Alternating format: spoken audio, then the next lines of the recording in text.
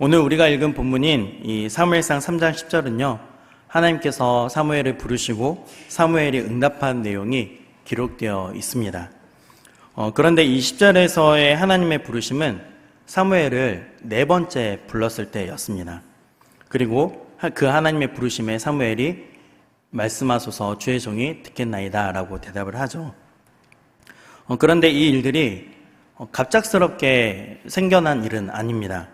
어떤 일련의 과정들이 있었는데요, 그 과정들을 살펴보면서 우리에게 주시는 영적인 교훈을 알아가 보도록 하겠습니다. 먼저 오늘 말씀이 앞선 사무엘상 3장 1절 말씀을 보시면요, 오늘 본문의 이 아이 사무엘이 엘리 앞에서 여호와를 섬기던 때였음을 알 수 있습니다. 자, 그런데 3장 1절의 이 표현은 2장 11절에 그 아이는 제사장 엘리 앞에서 여호와를 섬기니라 라고 되어 있습니다. 그리고 2장 18절에 사무엘은 어렸을 때에 세마포 에봇을 입고 여호와 앞에서 섬겼더라 라는 표현과 매우 유사합니다. 자, 제가 말씀드린 이 사무엘상 2장 11절 그리고 18절 그리고 오늘 본문인 3장 1절은 이 세 구절은 비슷한 것 같지만 조금 분위기가 다릅니다. 먼저 2장 11절에서는요, 단순하게 이 사무엘이 성소에서 처음으로 일하게 되었다는 것을 밝혀주는 내용이고요. 2장 18절 말씀은 이 맡겨진 제사장 직무를 제대로 행하지 않은 이 엘리의 두 아들, 즉 홈리와 비느하스와는 대조적으로 사무엘이 자신의 임무를 충실하게 감당하고 있다는 것을 밝히는 내용입니다. 그리고 오늘 우리가 읽었던 3장 1절 말씀은 차세대 지도자인 이 사무엘의 본격적인 등장을 알려주고 있다는 점에서 각각 다른 면이 있습니다. 자, 이런 차이점이 있지만 제가 오늘 여러분과 함께 주목해 보고 싶은 표현이 있습니다. 그것은 뭐냐면요, 이 세 구절에서 반복되고 있는 표현인데요, 바로 여호와를 섬기니라 라는 표현입니다. 여러분, 엘리의 두 아들은 어땠습니까? 행실이 나빴습니다. 그리고 여호와를 알지 못했고 제사를 멸시했습니다. 그러나 그렇게 하나님을 존중히 여기지 않고 있었죠. 그러나 사무엘은 여호와를 섬기고 있었습니다. 자, 이러한 사실은 사무엘은 비록 어린아이였지만 하나님을 계속해서 적극적으로 섬기고 있었다는 것을 알 수 있고요, 장차 새로운 이스라엘의 영적 지도자로서 준비되고 있다는 것을 짐작해 볼 수 있습니다. 그래서일까요? 사무엘상 3장 3절을 보시면요, 하나님의 등불은 아직 꺼지지 아니하였으며 사무엘은 하나님의 궤에 있는 여호와의 전 안에 누웠더니 라고 기록되어 있습니다. 여러분, 사무엘은 왜 하나님의 궤가 있는 성전에서 누웠을까요? 왜 그곳에 누워 있었을까요? 다른 데 가서 자도 되는데 본인의 숙소가 있었을 텐데 왜 숙소에서 자지 않고 이 하나님의 전 안에 누워 있었을까요? 네? 크게 말씀해 주셔야 들립니다. 네. 저는 이 말씀을 묵상하다가, 본문 계속 보여주세요.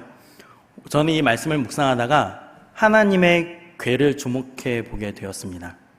이 하나님의 궤는 다른 말로 언약궤라고도 하죠. 즉 십계명이 새겨진 돌판이 기록되어 있었던 그런 궤였기 때문입니다. 그리고 출애굽기 25장 22절에 의하면요, 거기서 내가 너와 만나고 속죄소 위 곧 증거궤 위에 있는 두 그룹 사이에서 내가 이스라엘 자손을 위하여 내게 명령할 모든 일을 내게 이르리라 라고 기록되어 있죠. 그러니까 하나님은 이 언약궤, 즉 속죄소에서 모세와 만나고 이스라엘 자손을 위하여 명령할 모든 일들을 말해 주시겠다고 한 장소였습니다. 그러니까 지금 이 사무엘이 머물고 있는 곳은 하나님을 만나는 자리였다라는 것을 알 수 있죠. 이것을 생각해 보니 이 하나님의 궤가 놓여있던 이 여호와의 전에 사무엘이 누워 있었던 것은 하나님에 대한 갈망이 있었던 것 같아요, 사무엘에게. 그래서 무엇을 하고 있었을까요? 하나님을 알기 위해서, 그리고 하나님을 만나기 위해서 간절한 부르짖음의 기도를 하고 있었을 것 같습니다. 그리고 기록된 하나님의 율법을 깊이 있게 연구하며 묵상하고 있었을 것 같습니다. 여러분, 사무엘은 하나님의 궤가 있는 이 여호와의 전에 머물면서 하나님을 만나기를 그 누구보다 간절히 바라고 있었습니다. 하나님의 말씀이 희귀하여 아무런 이상이 보이지 않는 그런 때에 하나님에 대한 갈망이 이 사무엘에게는 있었던 것입니다. 그리고 하나님과의 교제가 분명 그 안에서 있었을 것입니다. 이처럼 우리 또한 하나님의 말씀 앞에 우리의 마음을 쏟아놓을 때, 즉 기도로 하나님 앞에서 하나님 만나기를 간절히 원하는 마음을 하나님께 올려드릴 때 비로소 그 하나님과의 깊은 교제와 사귐이 우리의 삶에서 일어나게 되는 줄 믿습니다. 여러분, 이 하나님께서 오늘도 저와 여러분을 부르고 계십니다. 하나님 오늘도 우리와 친밀한 교제를 나누기를 원하십니다. 하나님은 오늘 또 사무엘에게 하신 것처럼 말씀으로 우리에게 나타내시고 그 말씀으로 우리를 깊은 교제로 초청하시며 우리를 회복시키시길 원하시는 줄 믿습니다.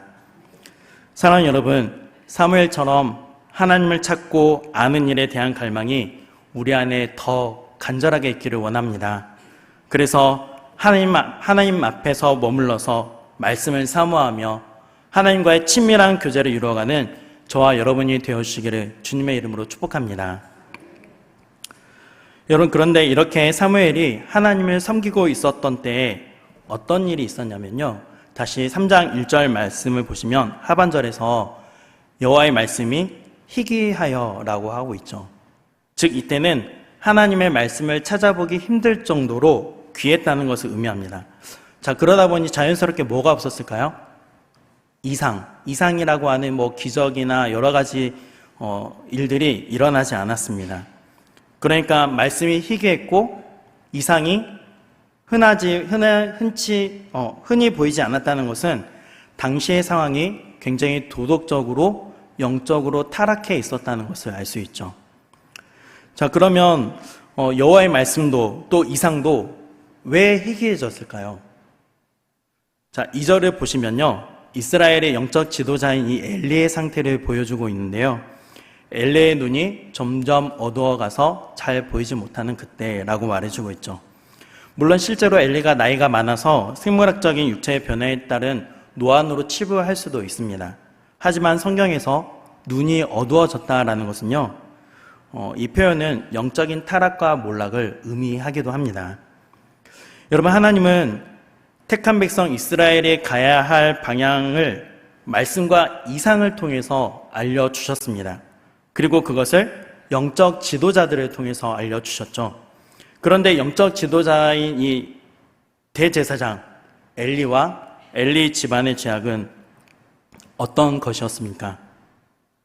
엘리의 두 아들 홈리와 비나스가 하나님을 향하여 그리고 사람을 향하여 용서받을 수 없는 매우 추악한 죄를 저지르고 있었습니다. 이 일은 사무엘상 2장에서 자세히 기록되어 있는데요, 먼저 사무엘상 2장 12절 말씀을 보시면요, 같이 한번 읽어볼까요? 엘리의 아들들은 행실이 나빠 여호와를 알지 못하더라. 아멘. 그러니까 이 엘리의 두 아들 홈리와 비나스가 행실이 나빴습니다. 그 이유를 다음에 말하고 있죠. 누구를 알지 못했다고요? 여호와를 알지 못했습니다. 자, 그러면 여기서 여호와를 알지 못하더라라는 말의 의미는 어떤 의미일까요? 이것은요, 하나님에 대한 지식이 없다는 말이 아니라요, 하나님과 인격적인 관계가 없다는 것을 의미합니다. 자, 이제 왜 그런지 생각해 보도록 하겠습니다. 여러분, 엘리의 두 아들들도 지금 직업이라고 하기엔 좀 그렇지만 뭐 하는 사람들이죠? 제사장들이잖아요. 이 역할을 하려면 하나님을 어떻게 섬겨야 하는지, 또 제사 드릴 때는 어떻게 해야 되는지, 또 성소에서 어떻게 봉사를 해야 하는지, 그런 것들을, 여러 가지들을 알아야 했습니다. 아버지 엘리로부터 그 지식들을 배웠겠죠. 그리고 하나님에 대한 지식도 얼마나 많이 배웠겠습니까? 그런데 그런 지식들은 배워서 알고 있었지만요, 하나님과의 인격적인 만남은 이 두 아들에게는 없었던 거예요. 그래서 여호와를 알지 못하더라 라고 표현하고 있는 것입니다. 그렇기 때문에 제사장이라는 직분의 옷을 입고 그 역할을 수행하고는 있었지만요, 그들은 제사장이 해야 할 역할보다 더 자신의 직분을 남용하고 있었던 것입니다. 그러므로 그들에게 있어서 직분이라는 것은 내가 원하는 것, 내 이익을 실현하는 수단에 불과했던 것입니다. 이런 직분 남용은 없어야 하겠죠. 그래서 어떤 일을 벌이냐면요, 그들은 자신의 욕망을 채우기 위해서 하나님께 드려진 제물을 중간에 가로채고요, 게다가 사람들을 협박해서 강탈까지 했습니다. 자, 이 사실이 사무엘상 2장 13절부터 16절까지 기록되어 있는데 우리 함께 읽어보도록 하겠습니다. 그 제사장들이 백성에게 행하는 관습은 이러하니 곧 어떤 사람이 제사를 드리고 그 고기를 삶을 때에 제사장의 사환이 손에 3살 갈고리를 가지고 와서 그것으로 냄비에나 솥에나 큰 솥에나 가마에 찔러 넣어 갈고리에 걸려 나오는 것은 제사장이 자기 것으로 가지되 실로에서 그곳에 온 모든 이스라엘 사람에게 이같이 할 뿐 아니라 기름을 태우기 전에도 제사장의 사환이 와서 제사 드리는 사람에게 이르기를 제사장에게 구워드릴 고기를 내라. 그가 내게 삶은 고기를 원하지 아니하고 날 것을 원하신다 하다가 그 사람이 이르기를 반드시 먼저 기름을 태운 후에 내 마음에 원하는 대로 가지라 하면 그가 말하기를 아니라 지금 내게 내라.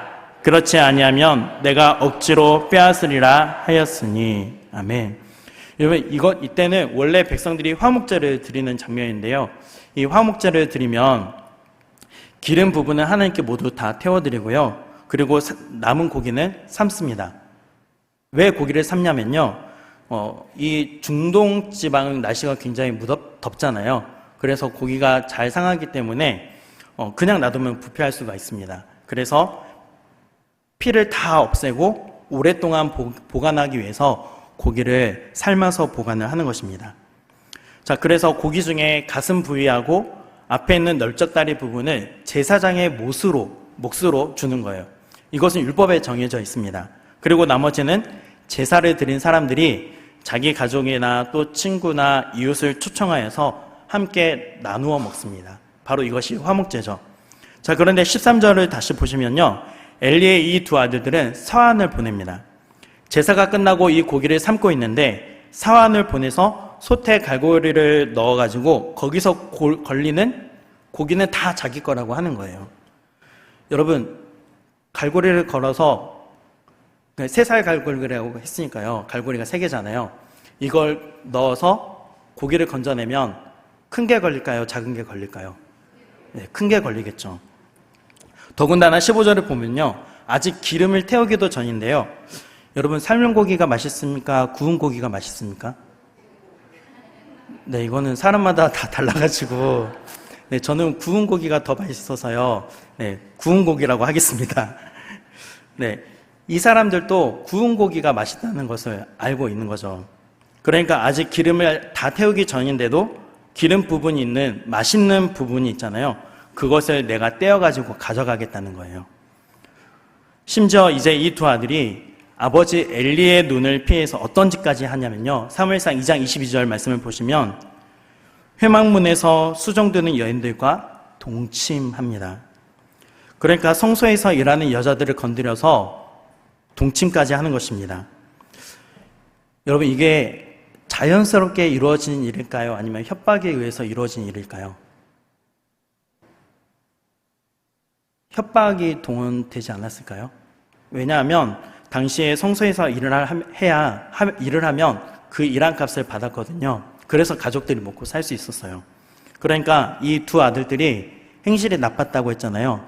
얼마나 나빴냐면 너 내 말 듣지 않으면 여기에서 일하지 못하게 할 거야 라고 그렇게 협박을 했을 것 같습니다. 그러니까 이 엘리의 두 아들은 제사장의 옷을 입고 있지만 끊임없이 자기의 욕망을 채우는 일을 했던 것입니다. 그러기 위해서 직분을 남용하고 율법을 어기는 것이 너무나 자연스러웠던 거예요. 그래서 이 모든 것을 엘리가 나중에 알게 되죠. 그래서 화도 나고 낙심도 됐겠죠. 그래서 이 두 아들을 불러냅니다. 그리고 이렇게 이야기를 하는 거죠. 우리 사무엘상 2장 23절과 24절을 함께 읽겠습니다. 그들에게 이르되 너희가 어찌하여 이런 일을 하느냐 내가 너희의 악행을 이 모든 백성에게서 듣노라. 내 아들들아 그래하지 말라. 내게 들리는 소문이 좋지 아니하니라.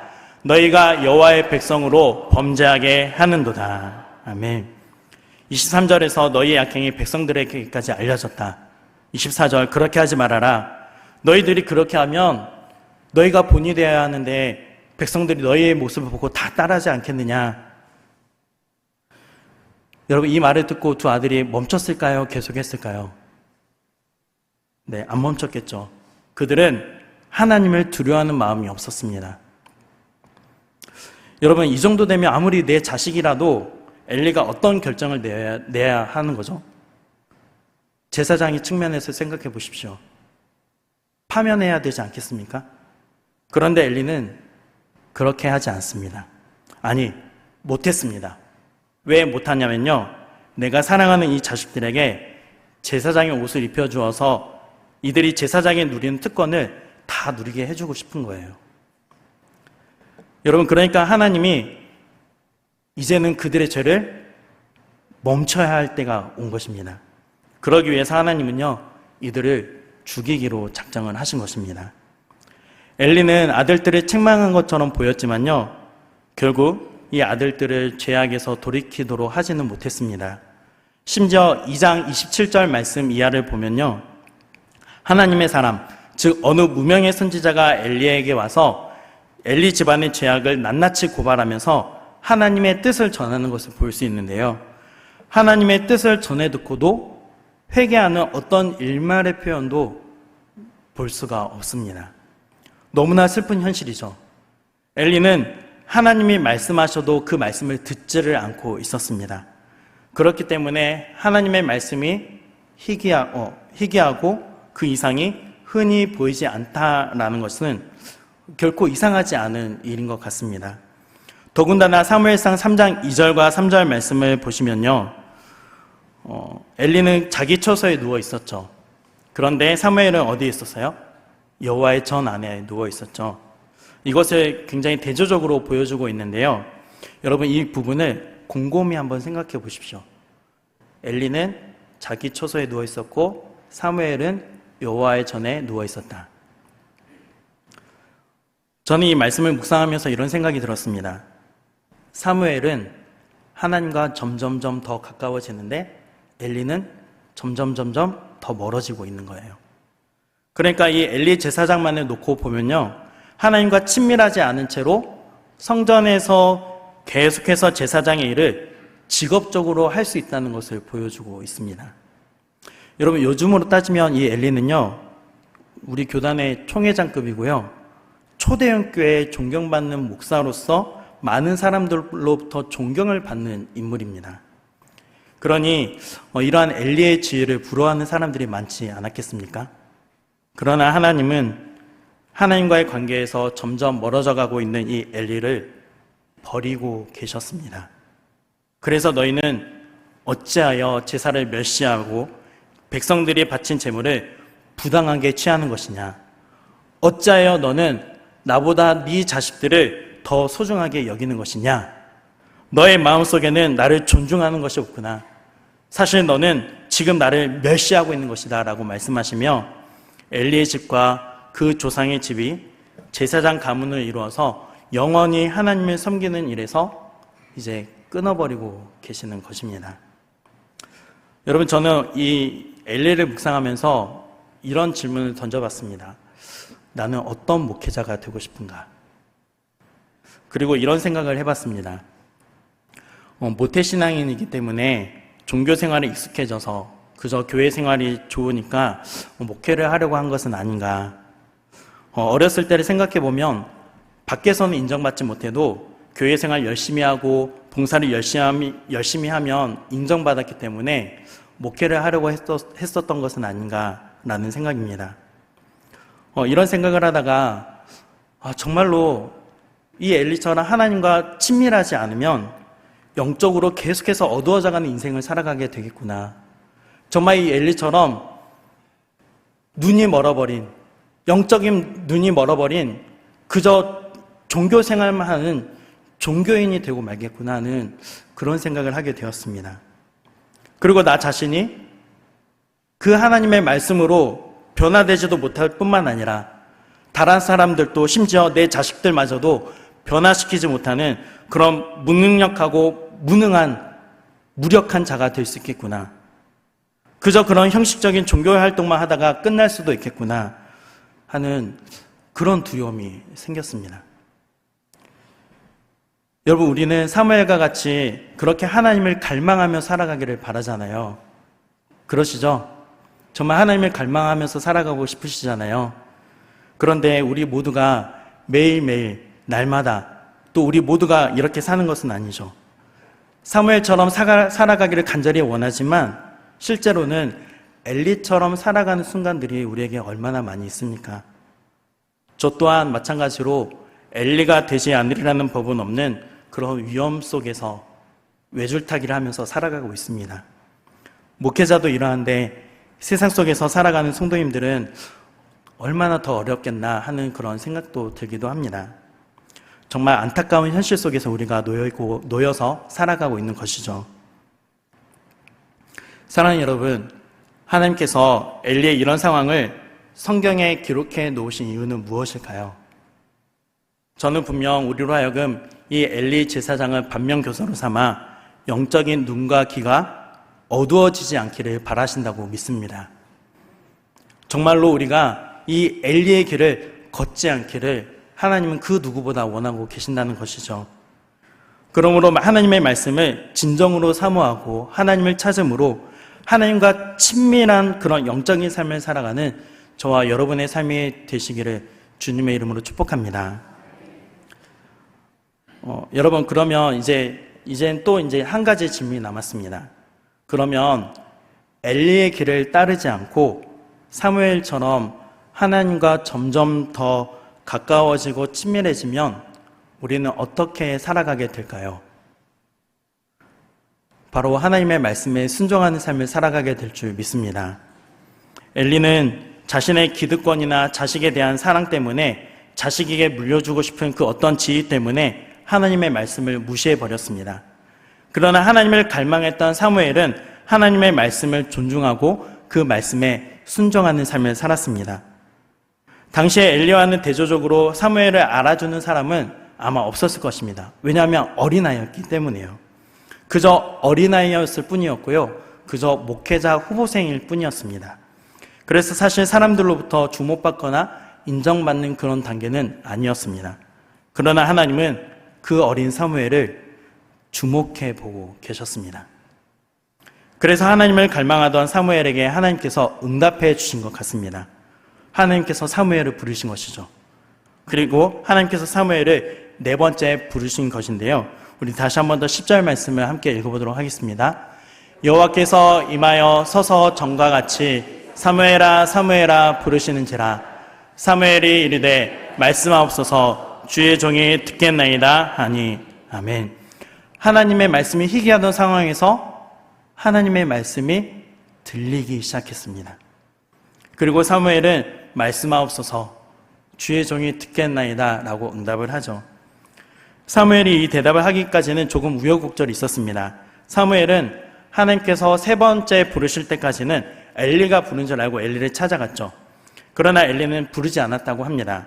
그런데 세 번째 하나님의 부르심 속에서 엘리는 사무엘아 아마도 하나님께서 너를 부르고 계시는 것 같구나 라고 말을 합니다.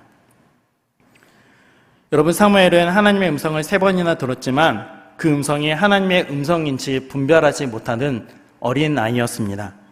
왜냐하면 사무엘상 3장 7절 말씀에 기록된 것처럼요, 사무엘이 아직 여호와를 알지 못하고 여호와의 말씀도 아직 그에게 나타나지 아니한 때였기 때문입니다. 그러나 최종적으로 엘리를 통해서 하나님의 음성인 줄 알게 되었죠. 이것을 보면요, 엘리는 하나님의 음성을 분별할 수 있었나요? 없었나요? 네, 있었습니다. 그런데도 엘리는 하나님의 말씀을 듣지 않았습니다. 회개할 수 있는 기회가 세 번이나 주어졌음에도 불구하고 그렇게 하지 않았습니다. 그러나 사무엘은 하나님의 음성을 세 번째 들으며 최종적으로 하나님께서 부르신다는 것을 알아가게 되었습니다.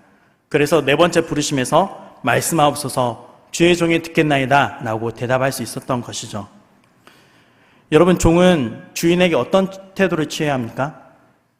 순종해야죠. 종은 주인의 말을 듣는 사람입니다. 그리고 종은 주인에 대해서 가져야 할 태도는 바로 순종입니다. 그러므로 사무엘이 하나님의 부르심에 말씀하옵소서 주의 종이 듣겠나이다 라고 말한 것은요, 단순하게 이 하나님의 말씀을 내 귀로 듣겠습니다 라는 의미가 아니라 그 의미를 뛰어넘어서 순종하겠다라는 그런 의미가 담겨 있는 것입니다.